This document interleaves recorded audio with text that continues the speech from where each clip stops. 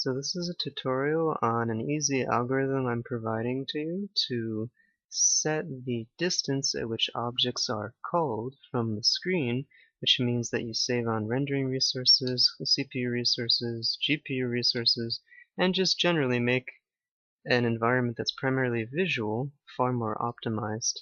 Because games are primarily a visual experience, usually, and so the culling of unnecessary details, the removal of objects that really don't need to be there, is extremely important so that you can optimize your game, because although we as humans can handle looking at many objects at once, computers have to sit there and render it all day long, and that's a lot of work for them. So so we have these two different players, and I'm just moving these down so I can show you something. So, alright, so this player, the silver player, notice that these objects do have collision. Silver player can jump on top of these objects, right? So these are all solid objects that I've created, and this player is going to stay right here looking at them. And this player, I'm just proving that this can work in a multiplayer environment as well. This player is going to go into editor mode and going to zoom out and watch what happens as so you see these objects. Watch what happens as the camera gets further away. Now you probably can't tell that the objects are being culled because there's a depth perception thing, depth of field on, so I'm going to turn that off, just for this player though. So this player's depth of field is now turned off, so watch what happens as the player gets further away. See that? That first thing disappeared, right? And then watch further.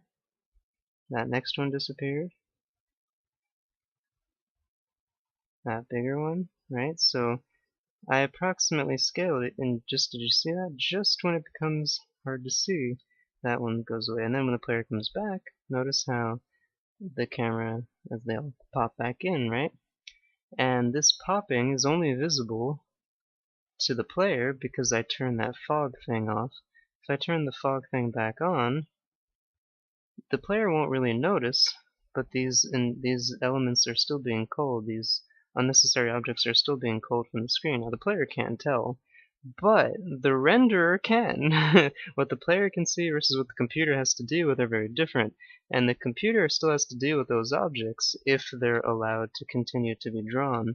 So what I'm giving you the code for is a very easy, simple algorithm to cycle through all of your objects and set their cull distance so you get this effect that I'm showing in this video. Which, if you have a really big level, this is extremely important, because imagine if the whole level is this way, and the player's going this way, and then they turn around to shoot at something that's like 2 feet away from them. If they look in the direction of the level and there's no culling, they're going to have a lot of slowdown. But because these objects are being culled, and those ones would be too if I set them, I didn't set those, that's like base level geometry I have yet to remove.